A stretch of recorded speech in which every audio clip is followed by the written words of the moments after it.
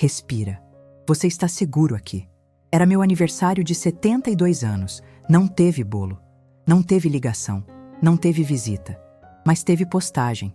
Meu próprio filho escreveu aquela frase na internet para todo mundo ver. Eu vi tudo sozinha, sentada na poltrona da sala. Naquele momento, ele achou que tinha vencido. Só que ele esqueceu de uma coisa. Na segunda-feira, eu também acordei. Durante 47 anos, eu acordei todo dia às 5:30 da manhã. Café pronto às 6. Almoço embalado às 7. Roupa passada no armário. Sapato engraxado na entrada. Era assim que funcionava a nossa casa. Era assim que eu cuidava da minha família. Era assim que eu demonstrava amor. Todos os dias, sem falta, sem reclamação, sem esperar nada em troca. Era uma rotina que eu cumpria religiosamente, porque achava que era isso que uma boa mãe deveria fazer. Porque achava que era assim que se construía uma família sólida. Porque achava que um dia todo esse esforço seria reconhecido e valorizado. Meu filho cresceu nessa rotina. Cresceu sabendo que sempre teria comida na mesa, roupa limpa, casa organizada. Cresceu sabendo que eu estaria sempre ali, sempre disponível, sempre presente, sempre silenciosa quando ele precisava de espaço, sempre ativa quando ele precisava de ajuda. Eu era a mãe que resolvia tudo sem fazer barulho. A mãe que antecipava as necessidades dele antes mesmo que ele percebesse que precisava de alguma coisa. A mãe que se orgulhava de ser indispensável na vida dele. O Gabriel nasceu quando eu tinha 25 anos. Meu primeiro e único filho.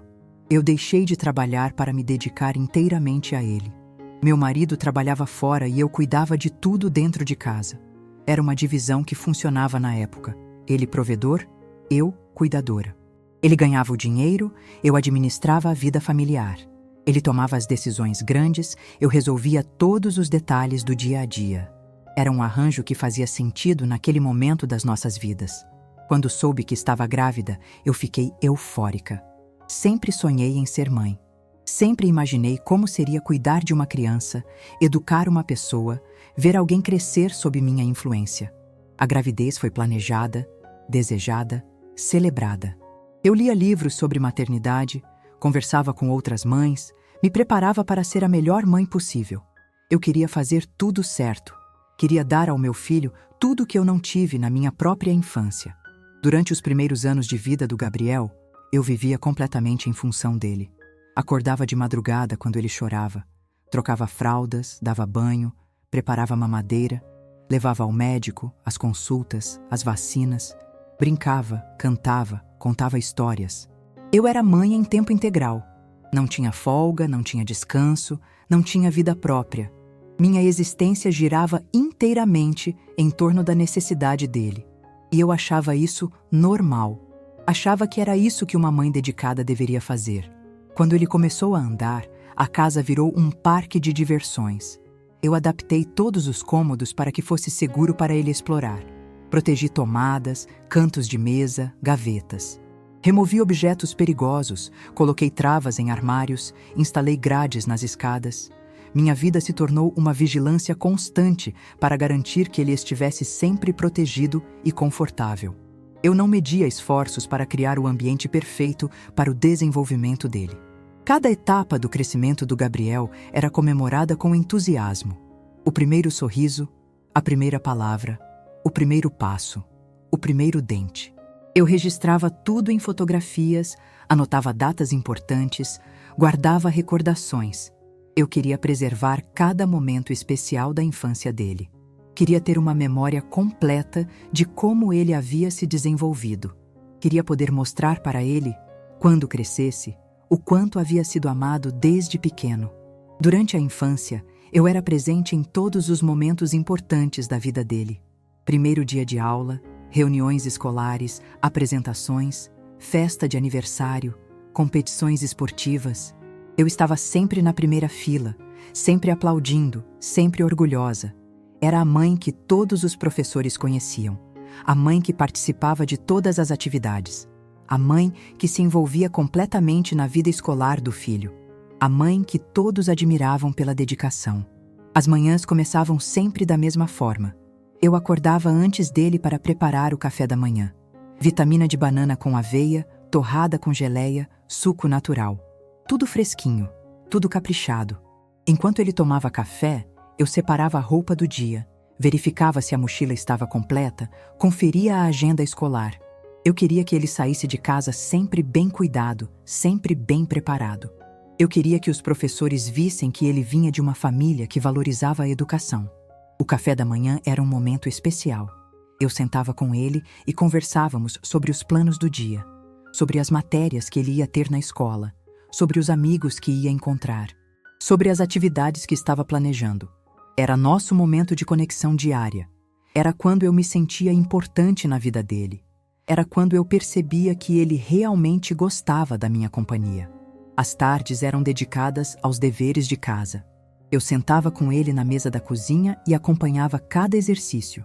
Explicava matemática, ajudava com português, decorava tabuada, treinava leitura. Eu não tinha formação pedagógica, mas me esforçava para dar o suporte educacional que ele precisava. Comprava livros extras, materiais didáticos, jogos educativos. Investia em tudo que pudesse contribuir para o desenvolvimento dele.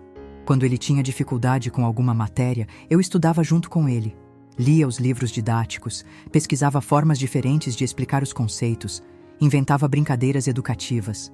Eu queria que ele se sentisse capaz de aprender qualquer coisa. Queria que ele desenvolvesse confiança em si mesmo. Queria que ele soubesse que sempre teria meu apoio nos estudos. Os fins de semana eram especiais. Eu planejava atividades diferentes para ele. Zoológico, parque, cinema, museu, praia, casa dos avós. Sempre pensando no que ele gostaria de fazer. Sempre organizando passeios que fossem educativos e divertidos. Eu preparava lanches especiais, levava brinquedos, câmera para registrar os momentos. Eu queria criar memórias felizes da infância dele. Queria que ele se lembrasse de uma mãe presente, carinhosa, dedicada. Durante as férias escolares, eu me transformava em animadora de festa. Organizava brincadeiras, convidava amiguinhos, preparava atividades diferentes todos os dias. Caça ao tesouro no quintal, oficina de pintura na varanda, tarde de cinema em casa com pipoca. Eu queria que as férias dele fossem inesquecíveis. Queria que ele se lembrasse de uma mãe criativa, presente, divertida. Queria que ele comparasse com os amigos e percebesse como era sortudo por ter uma mãe tão dedicada.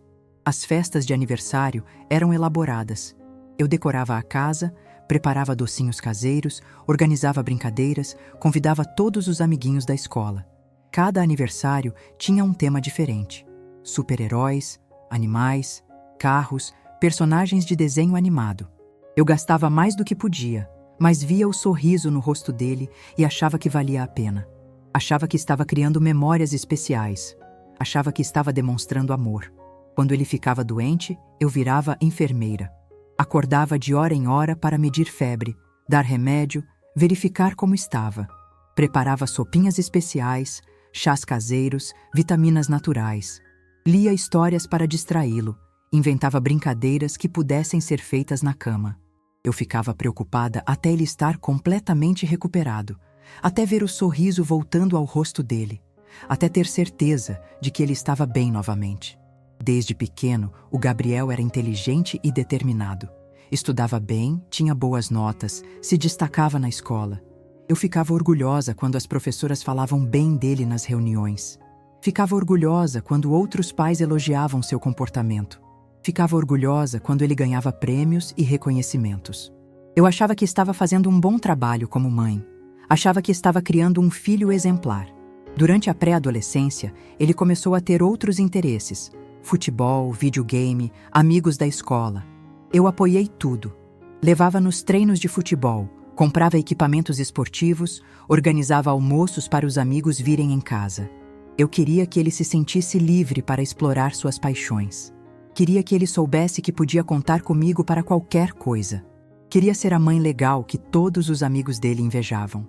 Os treinos de futebol eram às terças e quintas. Eu levava e buscava religiosamente.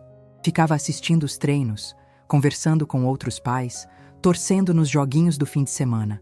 Comprei chuteiras caras, uniformes completos, equipamentos de proteção. Eu queria que ele tivesse o melhor de tudo. Queria que os técnicos percebessem o potencial dele. Queria que ele se destacasse no esporte. Durante a adolescência, como todo adolescente, ele teve momentos difíceis, momentos de rebeldia, de questionamento, de conflito, momentos em que testava limites, desafiava a autoridade, questionava regras. Mas eu sempre estive ali, sempre com paciência, sempre tentando entender, sempre oferecendo apoio sem ser invasiva, sempre respeitando seu espaço, sem abandoná-lo. Era um equilíbrio delicado que eu tentava manter todos os dias. A adolescência trouxe desafios novos. Ele queria mais independência, mais liberdade, menos supervisão. Eu aprendi a dar espaço mantendo o cuidado. Deixei ele sair com os amigos, mas sempre sabendo onde estava. Permiti que chegasse mais tarde, mas sempre esperando acordada. Respeitei a privacidade dele, mas sempre disponível para conversar quando precisasse. Eu queria ser a mãe compreensiva que ele pudesse confiar. Adolescência também foi época de gastos extras. Roupas de marca, tênis caro, eletrônicos, saídas com amigos, atividades extracurriculares. Eu e meu marido nos esforçávamos para proporcionar tudo o que ele queria. Às vezes, fazíamos sacrifícios pessoais para não negar nada importante para ele. Eu cancelava compras para mim, adiava reformas na casa, economizava no supermercado. O bem-estar dele sempre vinha primeiro. Sempre foi prioridade absoluta na nossa família. Quando ele começou a namorar na escola, eu fui respeitosa com os relacionamentos. Recebia as namoradinhas em casa, preparava lanches especiais quando elas vinham estudar com ele. Eu queria que ele se sentisse confortável para trazer as pessoas que gostava para casa. Queria que nossa casa fosse um ambiente acolhedor para os amigos e namoradas dele. Queria que ele soubesse que podia confiar em mim com seus relacionamentos. O primeiro namoro dele foi com uma menina da escola chamada Carolina. Eles namoraram por 6 meses. Eu a recebia bem quando ela vinha em casa. Preparava lanchinhos especiais, deixava eles à vontade na sala, respeitava a privacidade deles. Quando eles terminaram, eu consolei o Gabriel. Disse que fazia parte da vida, que ele encontraria alguém especial, que eu estaria sempre ali para apoiá-lo. Quando ele decidiu estudar engenharia, eu apoiei completamente. Era um curso caro, mas prestigioso.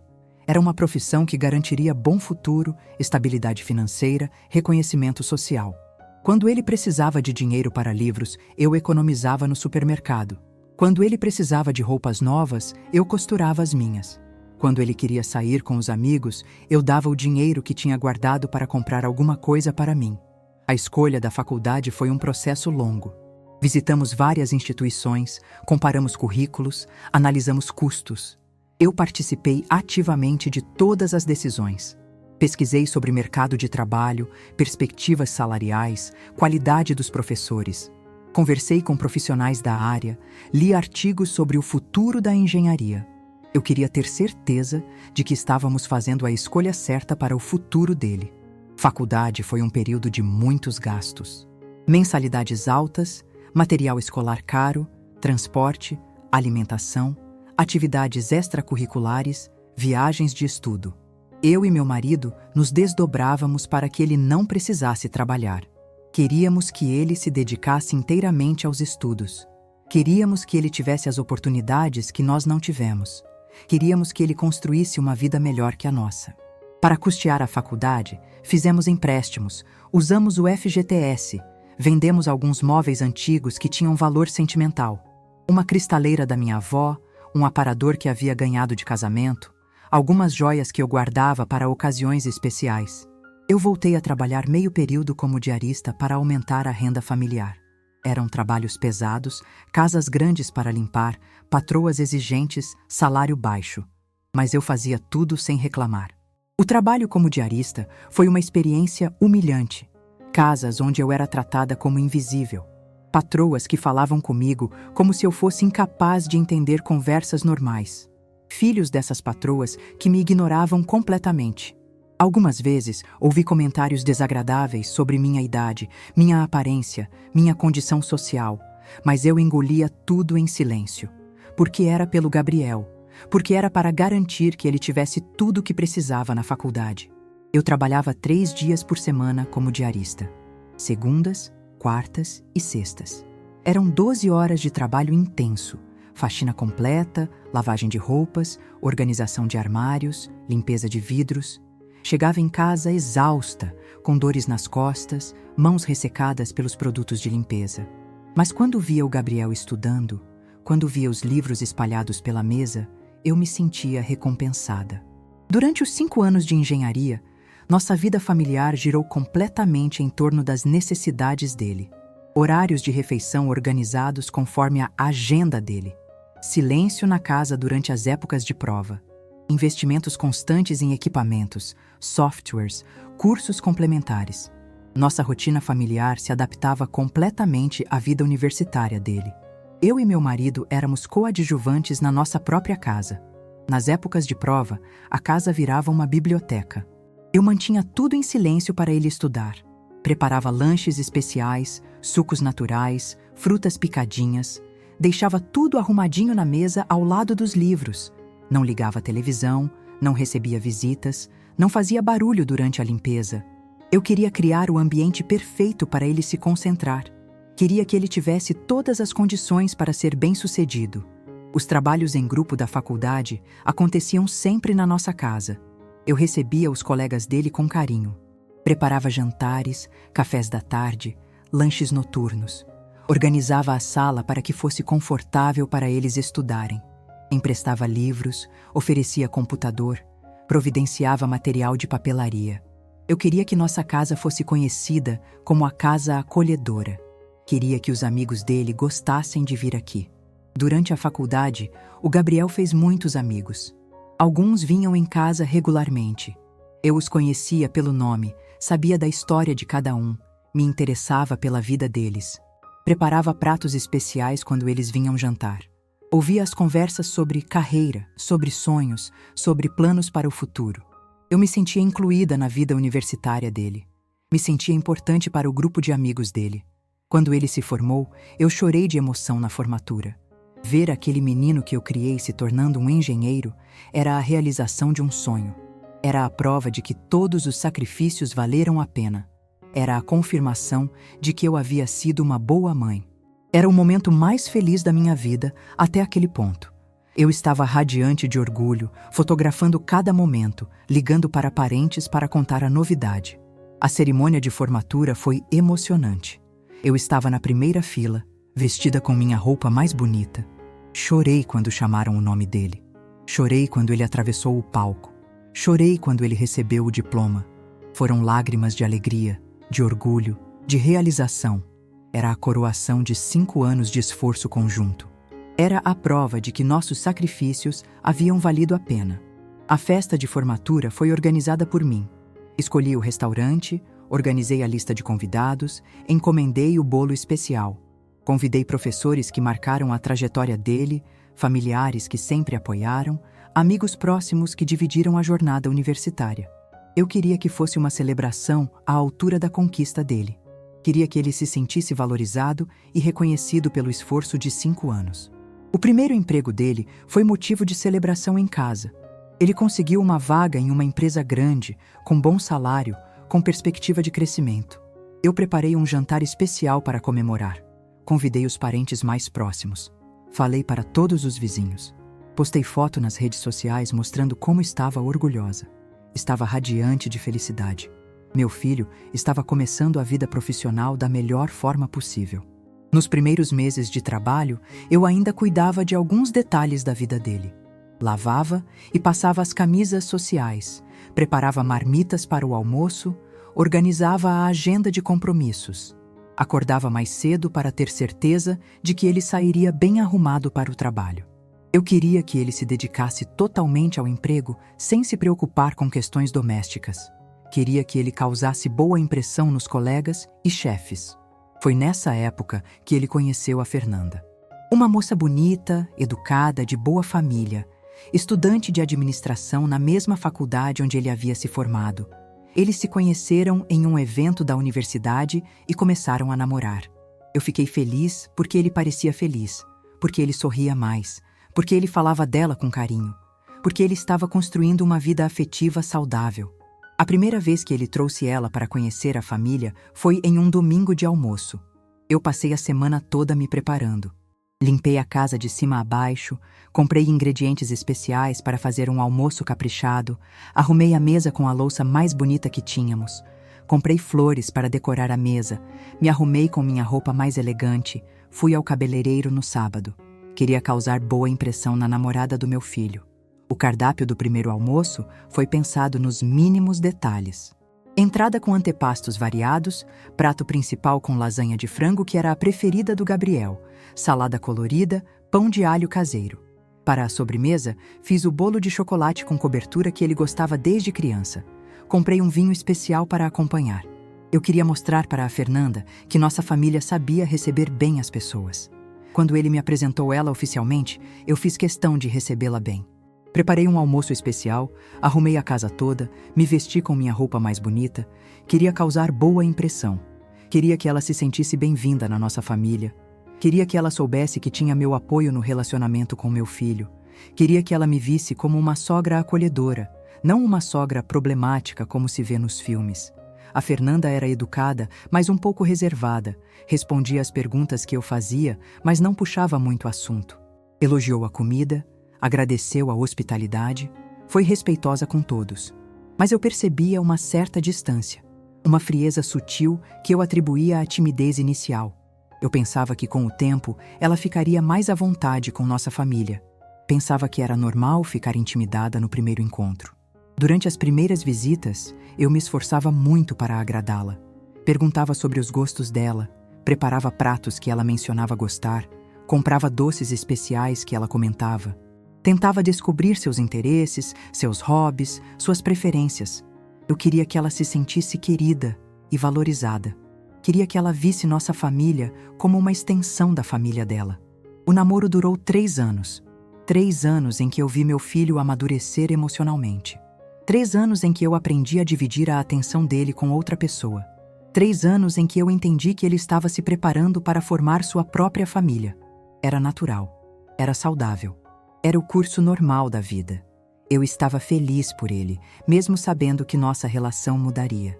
Durante esse período de namoro, eu sempre fui respeitosa com o relacionamento deles. Nunca me meti onde não devia. Nunca critiquei decisões que eles tomavam juntos. Nunca fiz comentários negativos sobre a Fernanda para o Gabriel. Nunca questionei escolhas deles. Eu queria manter um bom relacionamento com ela. Queria que ela me visse como aliada, não como concorrente. Queria que ela se sentisse aceita na nossa família. Quando eles brigavam, eu ficava do lado neutro. Nunca tomei partido de nenhum dos dois. Quando o Gabriel vinha desabafar comigo, eu ouvia com paciência, mas sempre incentivava a reconciliação. Eu dizia que brigas fazem parte dos relacionamentos, que o importante é saber conversar e resolver os problemas, que o amor verdadeiro supera as dificuldades. Eu queria que eles construíssem uma relação sólida. Durante os namoros, ele trazia ela em casa regularmente. Domingos para almoçar, feriados para confraternizar, aniversários para celebrar. Eu sempre a incluía nas atividades familiares. Perguntava a opinião dela sobre assuntos diversos. Demonstrava interesse pela vida dela. Eu queria que ela se sentisse parte da família. Queria que ela soubesse que era bem-vinda sempre. Quando ele me contou que ia se casar, eu chorei de alegria. Não de tristeza, como algumas mães fazem. Eu estava genuinamente feliz porque ele estava realizado. Porque ele havia encontrado alguém para compartilhar a vida. Porque ele estava dando o próximo passo na sua jornada pessoal. Porque ele estava construindo sua própria família. Eu queria apenas que ele fosse feliz. Eu queria apenas que ele encontrasse no casamento a mesma felicidade que eu tive. O pedido de casamento aconteceu na nossa casa, durante um jantar especial que ele organizou. Ele me pediu ajuda para preparar tudo. Eu ajudei com a decoração, preparei a comida favorita dela, arrumei tudo para ficar romântico, acendi velas, coloquei música suave, organizei pétalas de rosa pelo caminho. Quando ele se ajoelhou e pediu ela em casamento, eu chorei junto com ela. Foi um momento emocionante para toda a família. Os preparativos do casamento duraram 8 meses. Eu participei ativamente de todas as decisões. Escolha do local da cerimônia, decoração da igreja, cardápio da festa, lista de convidados, escolha das músicas, seleção do fotógrafo. Eu queria que tudo fosse perfeito. Queria que fosse o casamento dos sonhos deles. Queria contribuir para que fosse um dia inesquecível. Queria que eles se lembrassem para sempre da colaboração da família. Durante os preparativos, eu ajudei financeiramente com vários itens: vestido da noiva, decoração da igreja, parte do buffet, lembrancinhas para os convidados, flores para a cerimônia. Eu usei o dinheiro que tinha guardado para emergências. Usei também o dinheiro extra que ganhava como diarista. Era minha forma de demonstrar apoio e carinho pelos dois. Era minha forma de investir na felicidade deles. A escolha do vestido de noiva foi uma experiência especial. Eu acompanhei a Fernanda em várias lojas. Opinava sobre modelos, sugeria ajustes, perguntava sobre conforto e praticidade. Quando encontramos um vestido lindo, mais caro, eu me ofereci para ajudar com o pagamento. Quando ela encontrou o vestido perfeito, eu me emocionei tanto quanto ela. Era como se estivesse ajudando minha própria filha a escolher o vestido de casamento. O casamento foi lindo. Uma cerimônia simples, mas elegante. Eu usei um vestido azul marinho que havia comprado especialmente para a ocasião. Gastei mais do que podia, mas era o casamento do meu único filho. Era um momento especial que merecia investimento. Era uma celebração que eu queria gravar na memória para sempre. Era o dia em que meu filho se tornava oficialmente um homem casado. Durante a cerimônia, eu chorei várias vezes. Quando o Gabriel entrou na igreja no meu braço. Quando a Fernanda apareceu linda no vestido branco. Quando eles trocaram alianças. Quando o padre pronunciou a bênção. Quando o padre disse que eles eram marido e mulher. Era um momento de muita emoção. Era a realização de um sonho que eu nem sabia que tinha. A festa de casamento foi uma celebração linda. Decoração elegante, comida saborosa, música boa, convidados alegres. Eu dancei, conversei, sorri, me diverti. Recebi elogios pela organização, pelo carinho, pela dedicação. Foi uma das noites mais felizes da minha vida. Ver meu filho casando com uma moça que parecia amá-lo sinceramente era tudo que eu podia desejar como mãe. Eu me sentia realizada, orgulhosa, completa. No final da festa, quando eles foram embora para a lua de mel, eu me senti meio vazia. Era natural. Era o fim de uma era. Era meu filho oficialmente saindo de casa para começar sua própria família. Eu sabia que nossa relação mudaria. Que eu não seria mais a mulher mais importante da vida dele. Mas eu estava preparada para essa transição. Ou, pelo menos, achava que estava. Depois do casamento, eles se mudaram para um apartamento próprio. Um apartamento pequeno, mas aconchegante, em um bairro bom da cidade. Eu ajudei com a mudança. Carreguei caixas, organizei armários, limpei os cômodos, arrumei a cozinha. Ajudei também financeiramente com alguns móveis básicos. Geladeira, fogão, máquina de lavar. Era minha forma de apoiar o início da vida conjugal deles. Era minha forma de demonstrar que continuava sendo uma mãe presente e prestativa. A decoração do apartamento foi feita com minha participação. Escolhemos cores para as paredes, decidimos sobre móveis, compramos utensílios de cozinha, selecionamos objetos decorativos. Eu contribuía com sugestões e também financeiramente. Ajudei a comprar cortinas, tapetes, quadros para as paredes. Queria que eles tivessem uma casa bonita e confortável.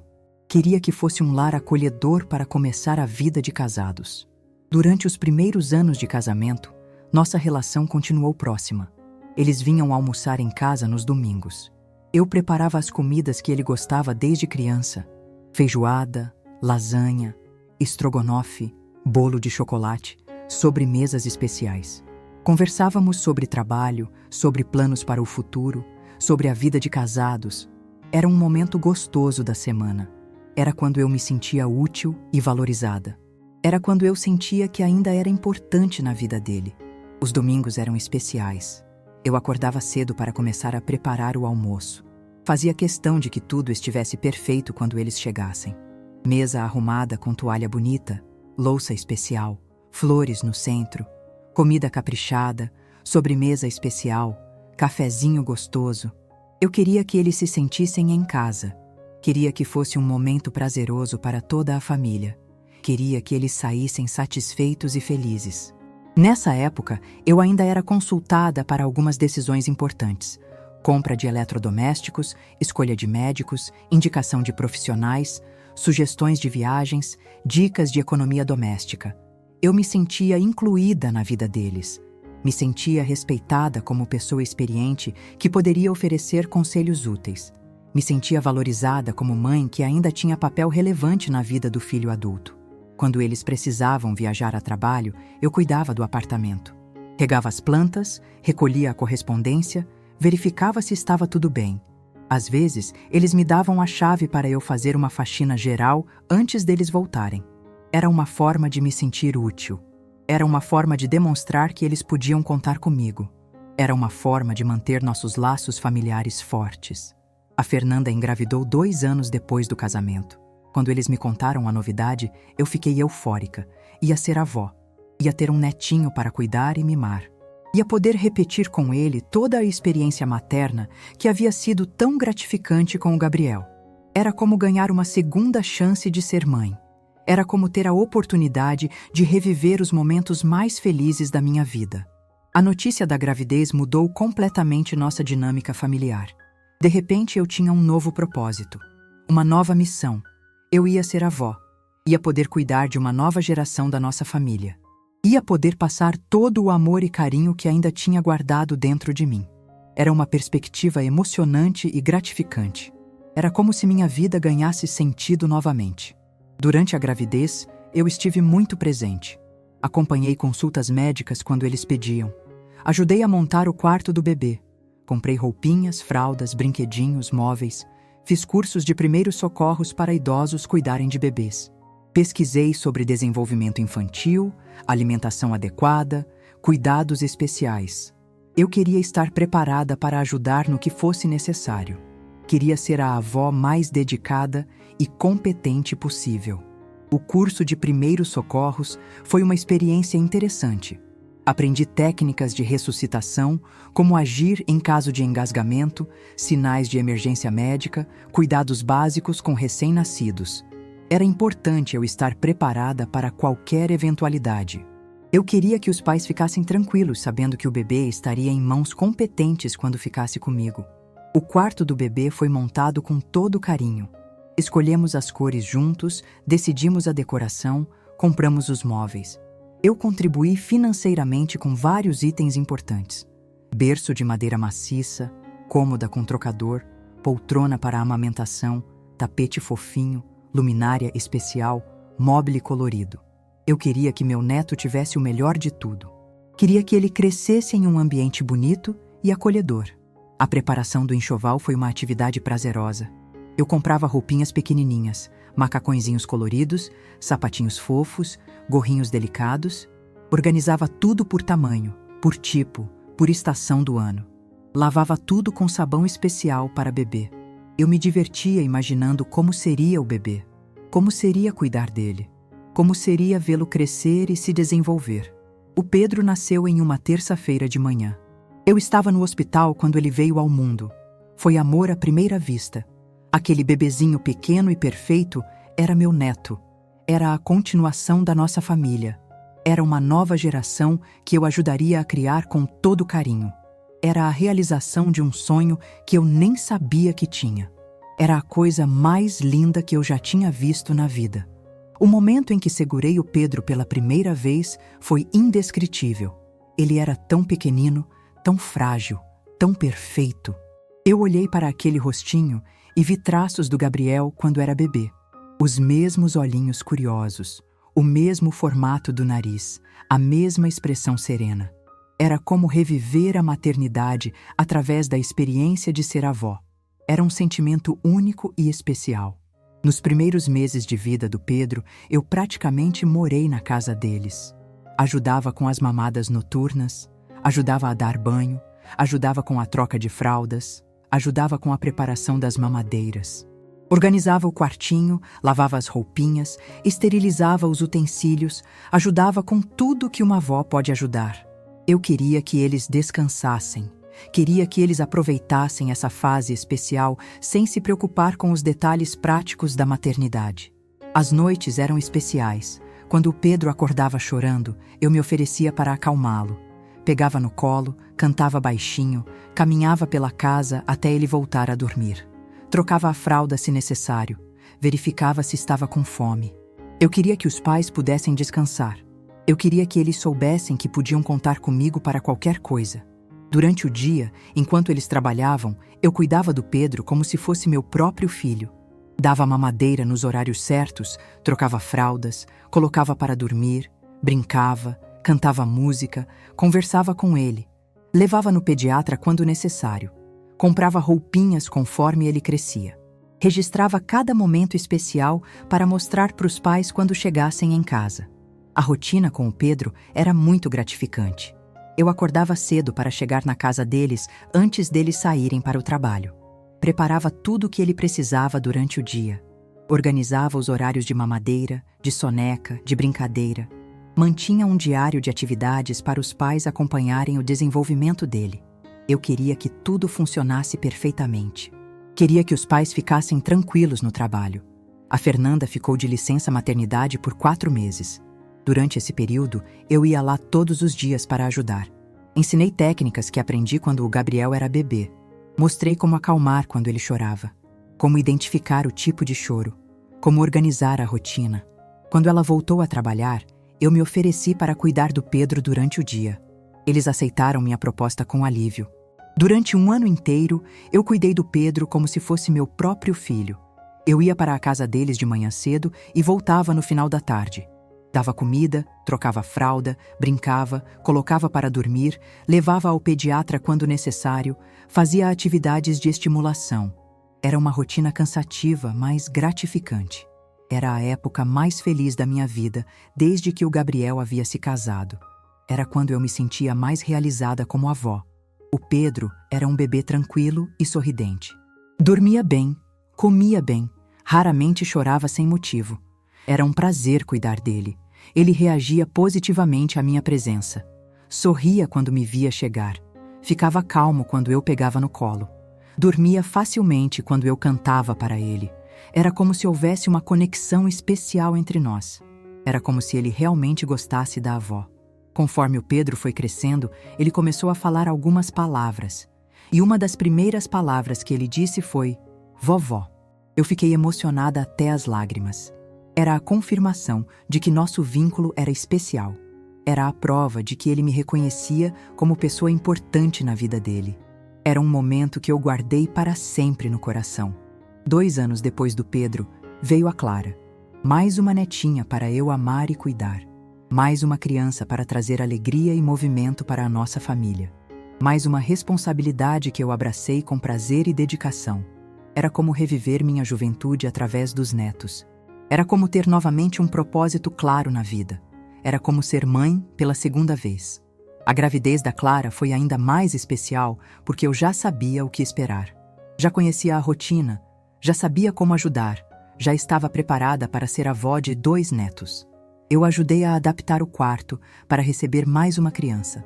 Comprei roupinhas cor-de-rosa, bonecas pequenininhas, acessórios femininos. Era emocionante preparar tudo para a chegada dela.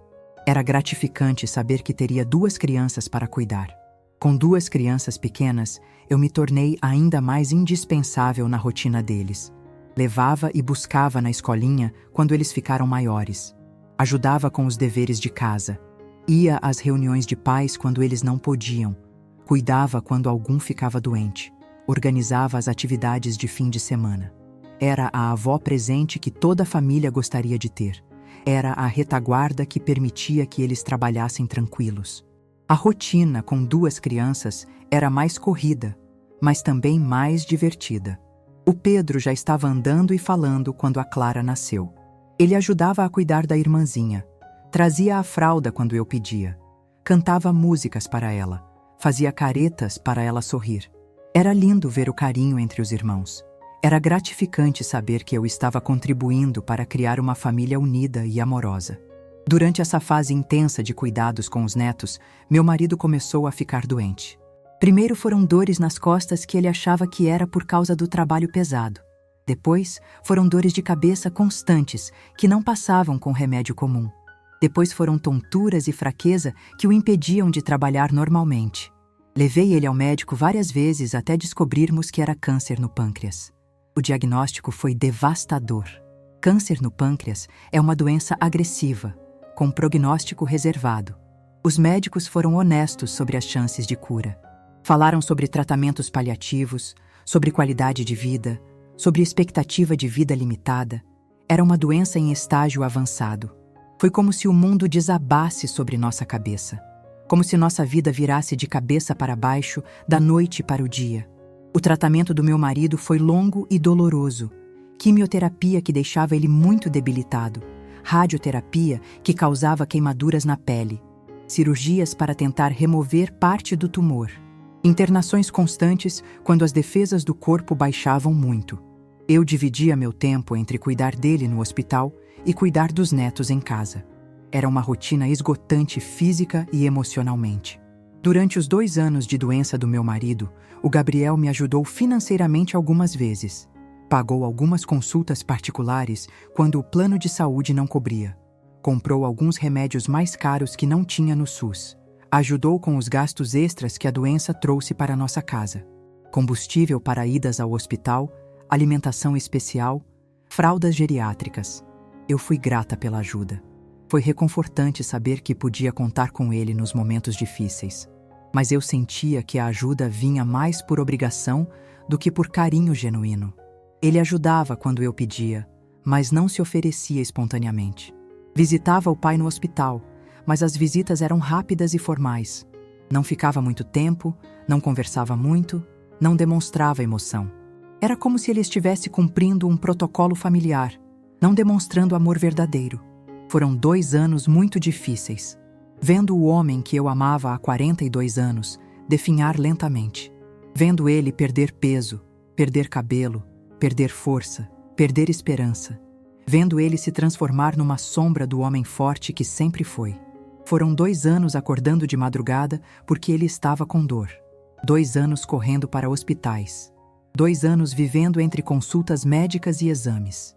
Durante esse período, eu percebi como a vida pode mudar rapidamente. Como as prioridades se reorganizam quando enfrentamos situações difíceis. Como é importante valorizar cada momento com as pessoas que amamos. Como é frágil a felicidade que pensamos ser permanente. Como a doença pode destruir uma família. Foram lições dolorosas, mas importantes para minha formação como pessoa. Meu marido morreu em uma quinta-feira de inverno. Manhã fria e chuvosa. Eu perdi meu companheiro de 42 anos de casamento. Perdi meu parceiro de vida. Perdi meu melhor amigo. Perdi meu confidente. Perdi metade de mim mesma. Foi o momento mais difícil da minha vida. Foi quando eu mais precisei de apoio emocional da família.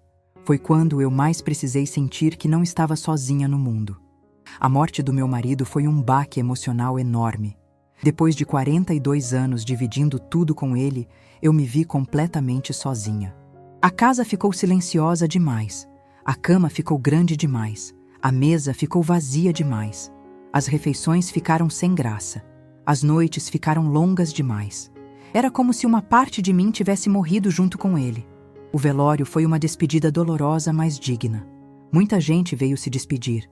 Amigos de décadas, parentes distantes, vizinhos queridos, colegas de trabalho.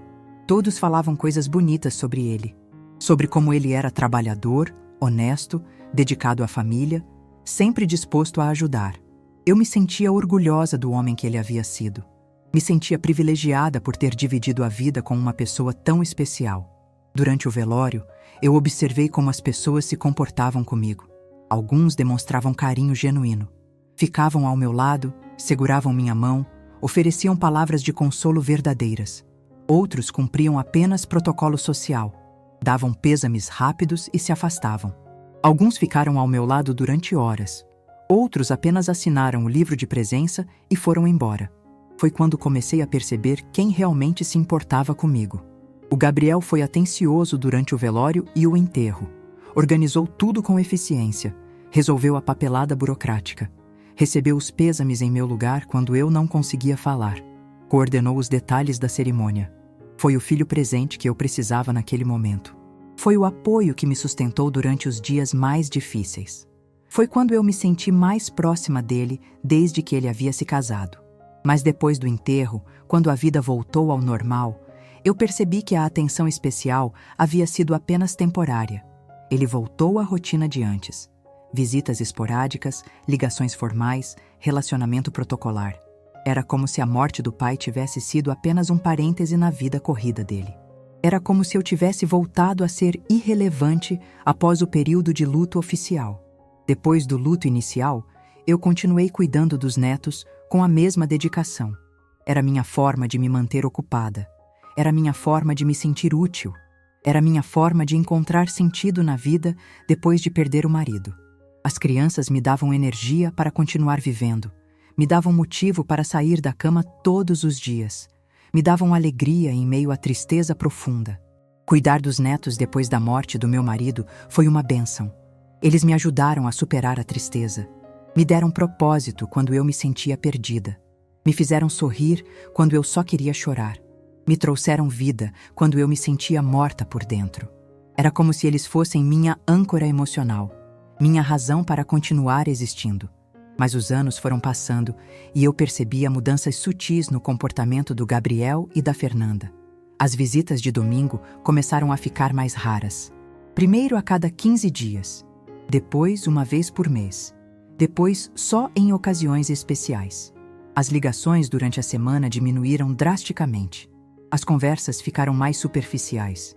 Era como se eles estivessem se afastando gradualmente, mas de forma tão sutil que eu demorei para perceber. Quando questionava se estava tudo bem, ele sempre dizia que estava apenas ocupado com trabalho, que a empresa estava exigindo mais dele, que estava com muitos projetos em andamento, que tinha muitas responsabilidades novas, que logo as coisas voltariam ao normal.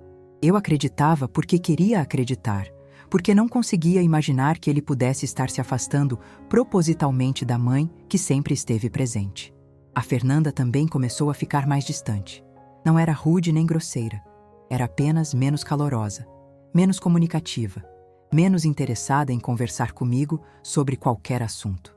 Quando eu tentava puxar assuntos sobre os filhos, sobre trabalho, sobre planos, ela respondia educadamente, mas de forma superficial. Era como falar com uma conhecida distante, não com uma nora que eu considerava quase como filha. Os netos também começaram a mudar comigo. Não corriam mais para me abraçar quando eu chegava na casa deles. Não ficavam mais empolgados quando eu propunha brincadeiras. Não queriam mais que eu lesse histórias para eles. Preferiam ficar no computador ou assistindo televisão. Respondiam com monossílabos quando eu tentava conversar.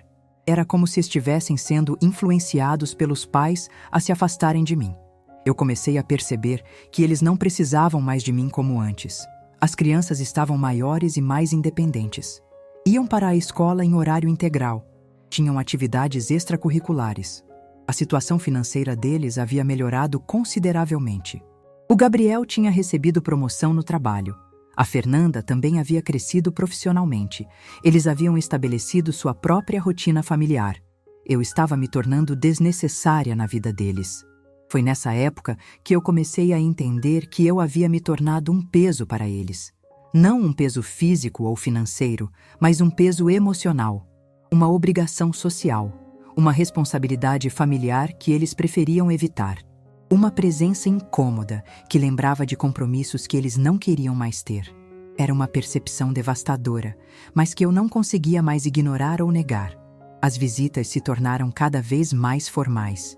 Eles chegavam, cumprimentavam educadamente, comiam rapidamente, falavam sobre assuntos superficiais e iam embora logo.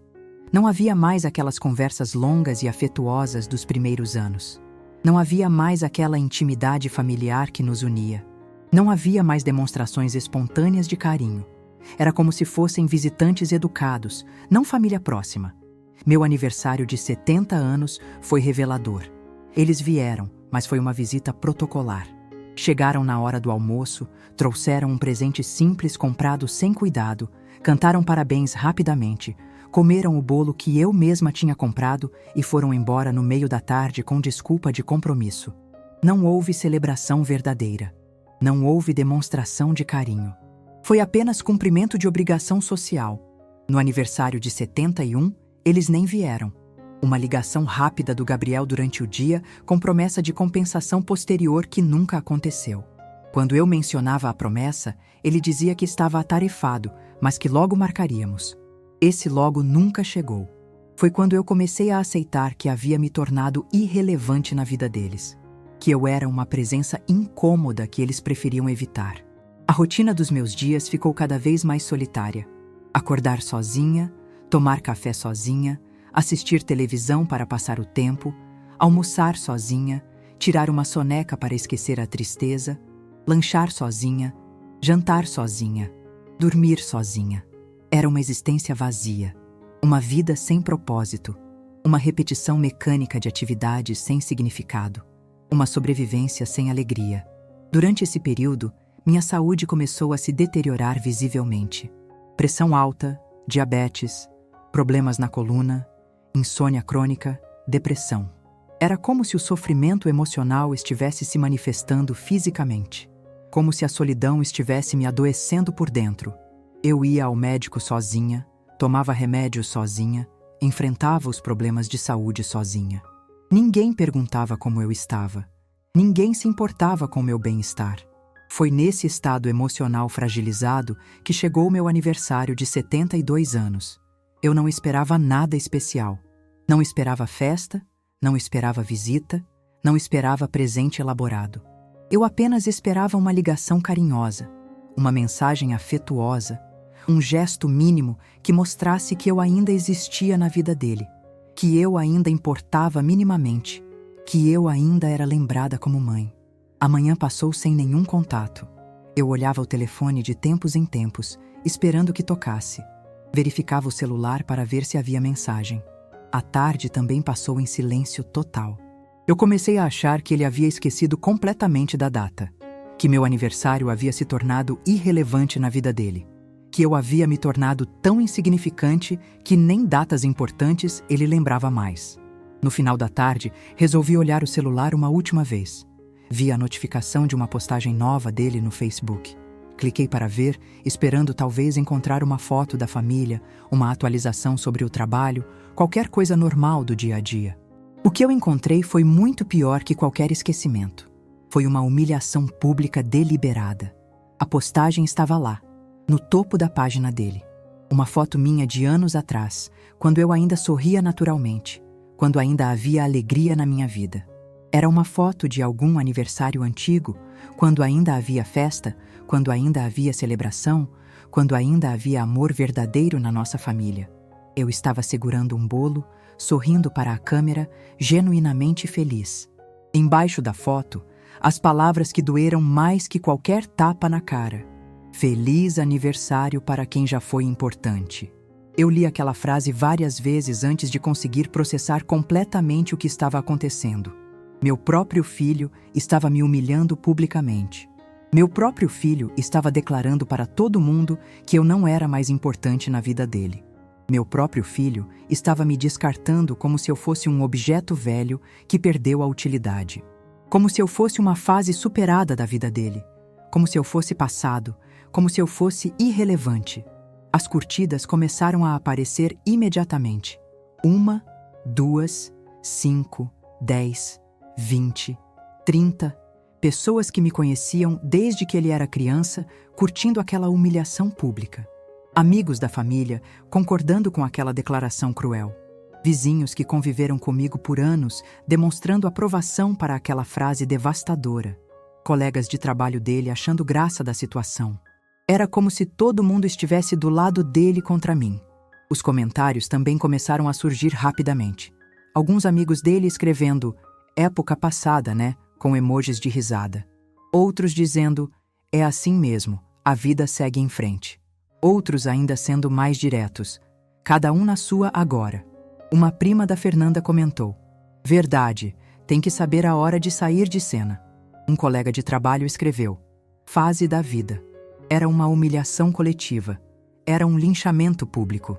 Era um massacre emocional feito pela própria família. Eu li cada curtida, li cada comentário, li cada reação. Fiquei ali sentada na minha poltrona, no dia do meu aniversário, sozinha na minha sala, absorvendo cada palavra daquela humilhação pública. Era como se cada curtida fosse uma punhalada no peito, como se cada comentário fosse um tapa na cara, como se cada emoji de risada fosse um cuspe na minha dignidade. Naquele momento, 47 anos de dedicação absoluta desabaram na minha cabeça. 47 anos acordando cedo para cuidar de uma família que não me valorizava. 47 anos colocando todos na frente sem nunca pensar em mim. 47 anos sendo a última a comer, a última a dormir, a última a ter qualquer coisa. 47 anos sacrificando meus próprios sonhos pelos sonhos deles. 47 anos sendo completamente invisível como pessoa individual.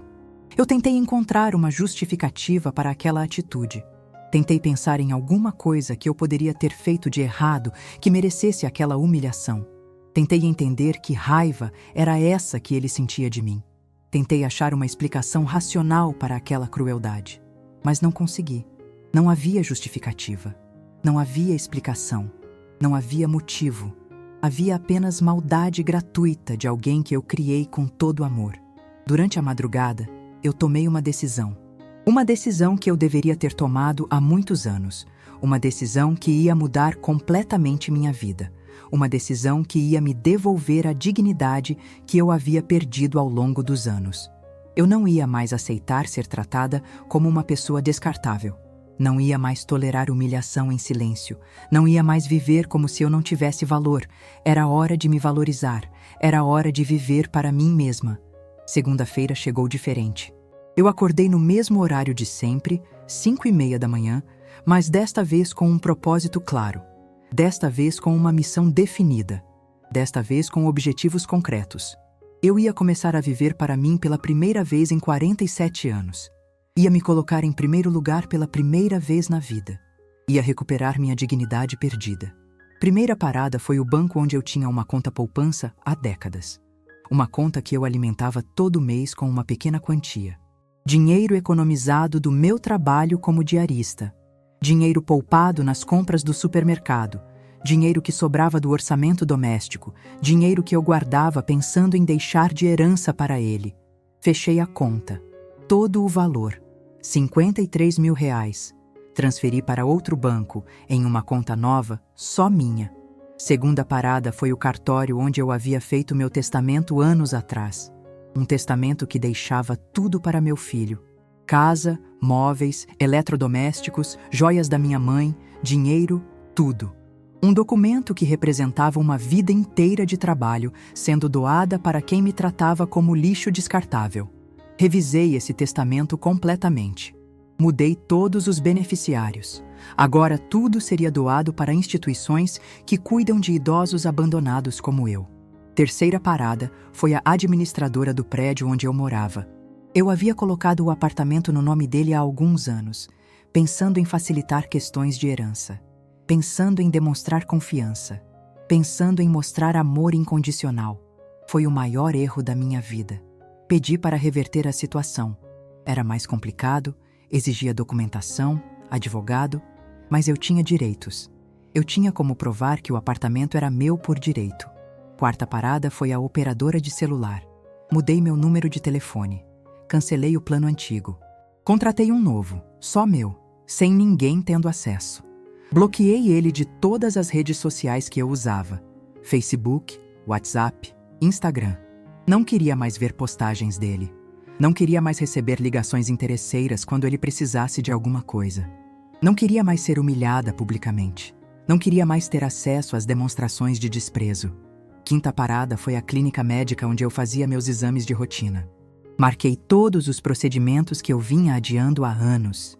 Check-up completo, exames especializados, consultas que eu cancelava quando ele precisava de alguma coisa, mamografia, colonoscopia, densitometria óssea, consulta com cardiologista. Eu ia cuidar da minha saúde. Eu ia valorizar minha vida. Eu ia investir em mim mesma pela primeira vez. Sexta parada foi a agência de viagens do shopping center perto de casa. Eu sempre tive vontade de conhecer a Europa, especialmente Portugal e Espanha. Sempre sonhei em ver outros países, conhecer outras culturas, experimentar outras comidas, visitar museus famosos. Sempre adiei esses sonhos para economizar dinheiro que seria usado pela família. Comprei uma passagem para Lisboa, um mês inteiro, sozinha, livre, independente. Quando voltei para casa naquela tarde, eu era uma pessoa completamente diferente. Não uma mãe rejeitada chorando pela falta de reconhecimento. Não uma mulher humilhada aceitando desprezo em silêncio. Não uma idosa abandonada esperando migalhas de atenção. Eu era uma mulher de 72 anos que havia recuperado sua dignidade e decidido viver sua própria vida com valor e propósito. Se inscreva no canal para mais histórias que tocam o coração e mostram que nunca é tarde para recomeçar.